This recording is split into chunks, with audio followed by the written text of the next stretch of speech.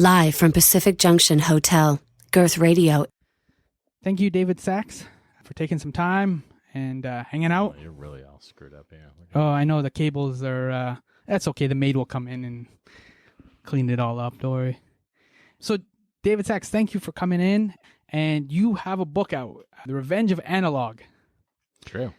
Notice I said book too, not ebook. I'm on Both available in all formats. There you go. I'm on the trolley. So give us the synopsis. We'll start off with the obvious and easy kind of question. What is The Revenge of Analog? Well, The Revenge of Analog describes, I guess, a phenomenon that's been happening over the past decade or so. And really, you know, it's at the time when we assume that digital services, digital goods would completely replace and almost erase their analog equivalents. Digital cameras would replace film photography. Streaming MP3s would replace vinyl records. Ebooks would replace paper books, as you said. Amazon would get rid of all retail. And, initially that appeared to be happening. And there's been sort of big decreases in the numbers of a lot of analog businesses, whether they make things or sell things or distribute them.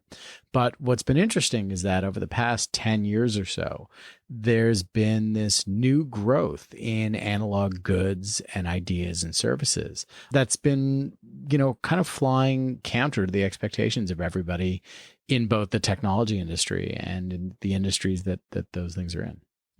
Is it flying counter because people are kind of rediscovering it, or is it just because of tastes are shifting as well? What's kind of driving that kind of like the pushback where like we thought newspapers were done, but they're not quite done. Mm-hmm. We thought vinyl was done. Media completely wrote off vinyl. That's come back like a zombie. What is driving that? Is that taste? I think it's kind of both of the aspects of what you said, right?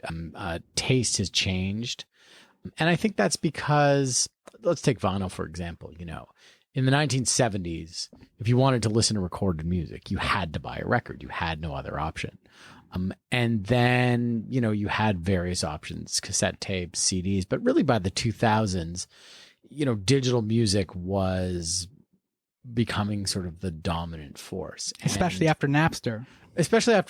And really, in around 2006, which is the low point of vinyl sales and vinyl production, the historical low, right? Less than 1 million records pressed that year in the US. That's the year that Spotify comes out and streaming starts becoming widely available. And actually what's interesting is as streaming has grown, that the growth of vinyl has sort of paralleled it in its smaller but significant way, because what does that do? With Spotify or Apple Music or Tidal or whatever, you suddenly have the ability to listen to whatever you want, wherever you want to listen to it, pretty much for free. Music is free, the quality is very good, and you're sort of limitless. But what that does is it allows people to, one, sort of free up their time and mental energy and money to be able to then go out and sort of say, well, I really love, the Rolling Stones, so I'm going to go buy that album that I can listen to anywhere on my phone. I'm going to go buy that now on vinyl, so I have it, so I have something in my house. But I think the other thing is that, it's kind of like the Joni Mitchell song, right? You don't know what you got till it's gone. And I think that is the case with a lot of these analog formats and technologies, where it's like, when they're the standard, when they're kind of the default, you're like, oh God, I wish I could have some sort of form of music that could be much more portable than this and didn't skip, and I didn't have to pay as much money or go into stores or worry about it scratching. And then all of a sudden you have that, and then you suddenly see the benefits of the thing that you got rid of. You suddenly see the benefits of, this heavy piece of melted plastic and the paper that's on it, because, well, that one has art. You can touch it, you can feel it, you can give it to someone, you can sell it, you can buy it. The disadvantages suddenly become advantages. Yeah, it's what you're saying is basically analog becomes a more holistic experience too, right?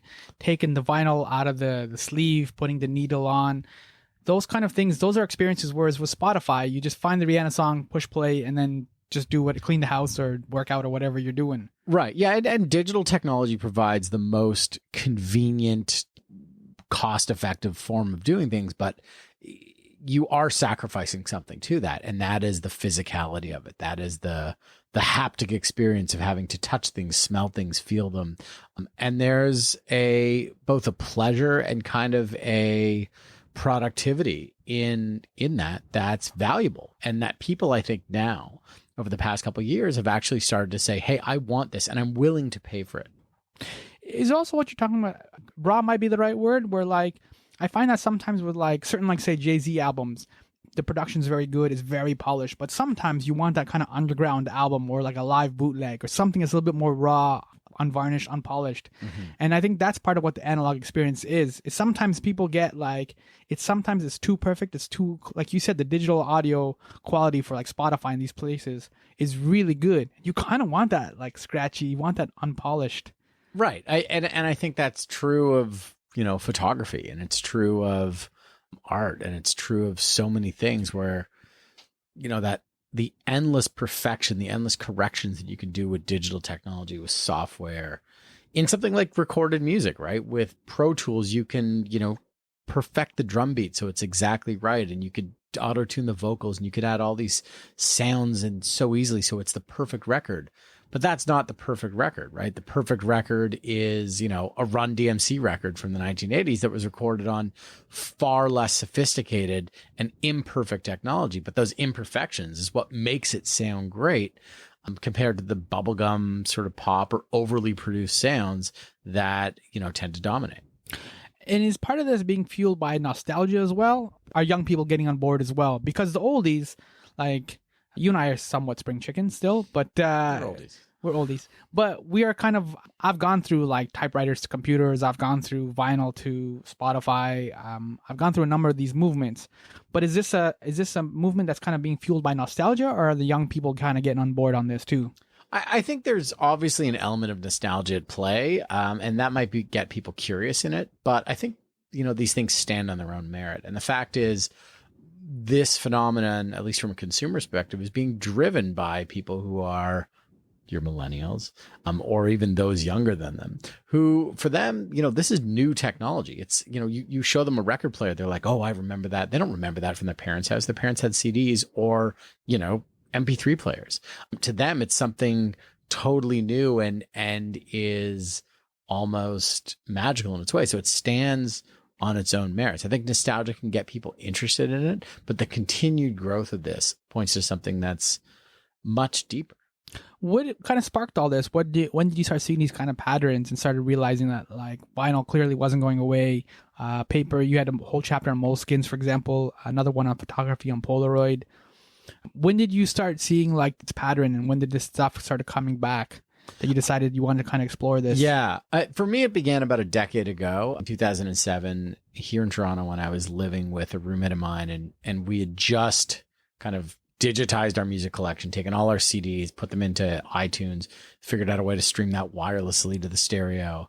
And very shortly after that, we had gotten a turntable and a bunch of records from his parents. They were kind of clearing out their basement. And we had these conversations comparing not just the sound, because in some cases the MP3 would be better, but the experience. But I want to touch upon something you brought up in the introduction. You only mentioned it once, but I thought it was kind of interesting. You talk about you went to a Jewish retreat reboot. Do you remember when you mentioned this in the introduction? Mm-hmm. Does having a Jewish background kind of help reframe or kind of give you a reference point? Because the Jewish culture is very much analog. Like, you light the menorah, there's no app for that. There's a lot of oral traditions. There's a lot of people are trying to make apps for it. I guarantee you that. But yeah, I'm sure there is. But generally, it is a very much kind of like an analog experience. Mm-hmm. And did that kind of help inform or kind of frame some of your experiences that you started exploring this area? That's a really interesting question. I mean, I think most of it, no, because it's a universal phenomenon. This book's been published in, I'm going to speak in South Korea. The book's been published in Austria and in Brazil. And, this is happening all over the world. The part of it that interested me, which I didn't end up writing too much about, but I would love to, that relates to religion, is this idea that, one of the reasons we're drawn to this and the importance of, preserving an analog world is that it does kind of tap into what, we can call a soul, right? There's more soul to it. There's soul to a record. There's soul to a book. And most importantly, there is soul to the idea of people getting together face to face and having experiences, conversations, even, spiritual gatherings.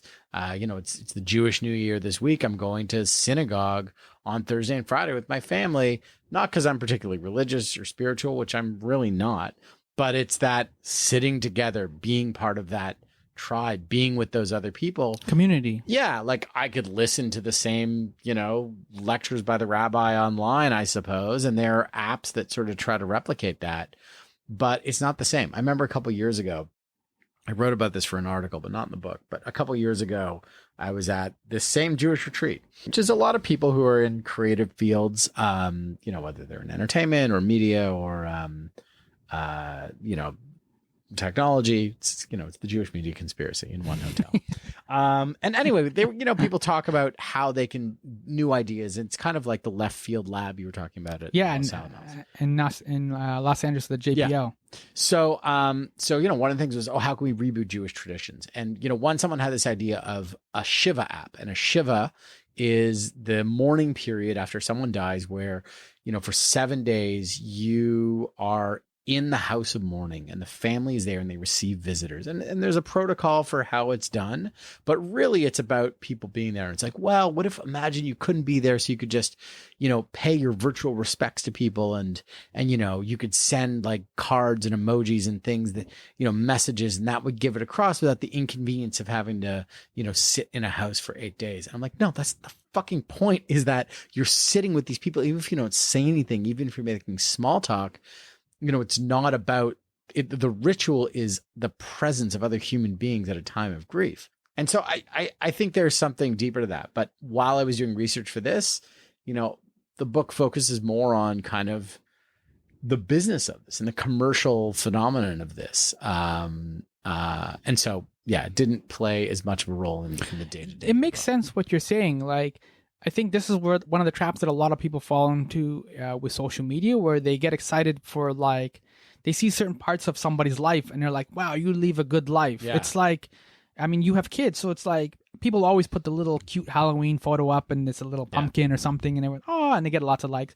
But I have enough friends who have kids, and I know that one of them is up at 3 a.m. with some kid who's puking or like crying, and they can't go to sleep, and they have a big meeting the next day. Like, there's a reality to kids that's just not on Facebook. And that's the kind of choices that we make in terms of how we share our lives on Instagram, Facebook, on all the social media. And I think we have to realize that the digital world, as good as it is just a sham. It is a sham. But it is at its best, it does a decent job of replicating reality, but reality is still, where the action is. Reality is the everything. And I think that's the analog world. That is analog. And I think the idea that we were just going to replace that wholesale is a fantasy that so many of us bought into, whether it was from a financial sense or from a cultural sense, or even the sense of our personal lives. And I think that's something that we're now realizing, 10 years after having the iPhone, 20 years after having, high-speed internet, 30 years after having PCs, like, that's something that we're now realizing there's more to life than this. And we actually want those parts of the world that are tangible to stay, and we value them now. We see what the value we see the value that they have. Is that kind of the responses you've been getting from the book, or just people kind of just calling you a Luddite and then kind of like writing you off? No, I haven't. I wish I was written off and called that more. There's been very few criticisms around that. If anything, there's been criticisms of, well, I didn't go deeper enough into that soulful aspect of it. But I think, there's been it certainly has hit a nerve with a lot of people, again, around the world who have that feeling. I think it's that same apprehension that many of us have when we realize we've been spending all day looking at our phones. I think it's that feeling of knowing that everybody has some analog passion. Some people it's records, some people it's books. For some people it's going to bookstores and shopping or going to libraries. And I think, the book kind of speaks to why that is, and that it's actually, not some flash in the pan small thing, but it is global and it's growing. But the media seems to have missed that, though. It seems to be like out of step. That's, I think, partly one of the sub themes of your book was just like question the narrative, right? Right. It felt like the media was saying like one thing like books are dead and nobody's gonna go to a bookstore anymore and things like that. And you're like, actually, they're doing quite fine. Vinyl's doing quite fine. Moleskins are doing quite fine. So how did the media kind of miss it, or just they just kind of accepted the narrative, I guess, and then just kind of went with it? Well, that's it, right? We you and I, members of the media, we love, people love a good, tidy story, right? It's like, any fairy tale, any story, it's, it has a beginning, middle, and end, and the good guys win, and that's how it is. And Happily ever after. Yeah, or whatever, right? Like history is a linear thing. And I think in the story that we like with technology is that the old technology is sort of wiped away by the new, and we move forward, and that's progress, and that's the world, and we're moving towards this sort of wonderful, beautiful endpoint, that, the singularity, whatever the hell you want to call it. The horizon. The event horizon. There you go. Exactly. Judgment Day. So, good reference. Yes, our millennial viewers will have to have that explained to them. Yes. Anyway, the reality is that, the world doesn't move in this straight linear line. Things are not a perfect trajectory of progress. Things move forward and back, and often we go back to the past and bring back the ideas and things that we actually like with us. And that is almost a better version, a more wholesome version of progress, right? Think about the food industry. In the 1960s or 70s, if you said, yeah, and in 20 years, we're going to go back to, making fresh squeezed orange juice and paying for, gardens and going to farmers markets, and people are like, no, we did away with that. We have progress now. We have Tang, we have McDonald's, we have, a microwave oven. It's like, no one's going to actually cook things in those anymore. They're just going to be for reheating soup.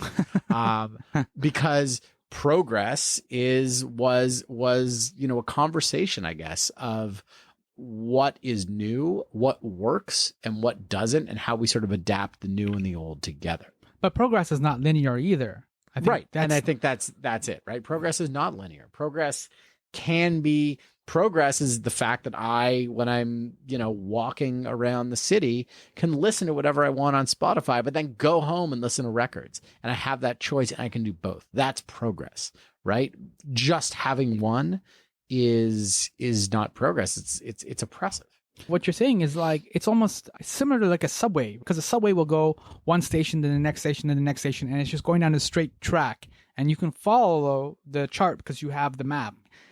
But the perception is that it's a subway, and it's just going down, and it's like, well, we went from vinyl, then we went to CD, then we went to cassette, and then like you just keep going down the line right up Sony Walkman, right up to Zoom, Apple iPod. Nice done. Well done. You're welcome. Reference. Good Zoom. Brought to you by Zune. And you keep going down, and it feels like it's a subway stop, right? It's just like one stop, right? All aboard. Here's like cassettes, right? Here's CDs, and you keep going. But that makes sense what you're saying, because it isn't, time and progress are not linear, so it wouldn't go in that straight line. Like, it would surprise people. I think you just have to allow yourself like the room to be surprised. Mm-hmm. That makes sense. So the book is coming out in paperback, you said in October or November? I think so, yeah. November, beginning of November. All right. And what are you working on now? What's kind of caught your fancy, or what kind of caves are you exploring now? Now I'm working on, I used to write a book, I wrote about food, and I'm writing books about food. So I'm writing more about I've always been interested in the immigrant entrepreneur, especially in the food business. So I'm writing some stories about that. I'm writing trying to write some stuff around technology. One of the parts of the book that I really found interesting was, analog's place in education, and often this idea of progress, whereas, the future of school is going to be mobile and everything's going to be digital in all classes. Hello? Lectures delivered wirelessly over devices, and we won't have teachers in classes. And so many schools and districts and countries have bought into this, and, given out iPads and given out laptops, and, wired every classroom so that you can have wireless internet. Kids can bring devices to classes. And now they're seeing the effects of this, which is that it doesn't actually help learning. It's been really terrible for, performance test scores, and it's created this host of other problems, chief of which is just, hey, now you can, be distracted constantly in class, and you don't just doodle like, you have everything you want at your fingertips. So I'm looking at kind of how those places are trying to reel that back in and kind of fighting this war for attention. That seems to kind of go full circle to what you were saying at the beginning, which is it's not that just we miss what we don't have anymore, but it's also sometimes I think we get oversold on these benefits. Yeah. Well, and that's it, right? The world of technology, the world of Silicon Valley works to sell you a vision of what the future is. And it's salesmanship.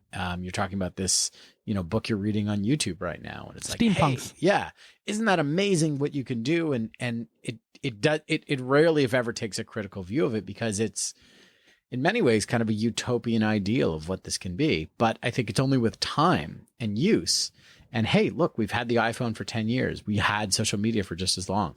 We know what it can do. We know what also it can't do. We know what it does well, and we know what it does very poorly. We know where it's a help, and we know where it's a huge problem.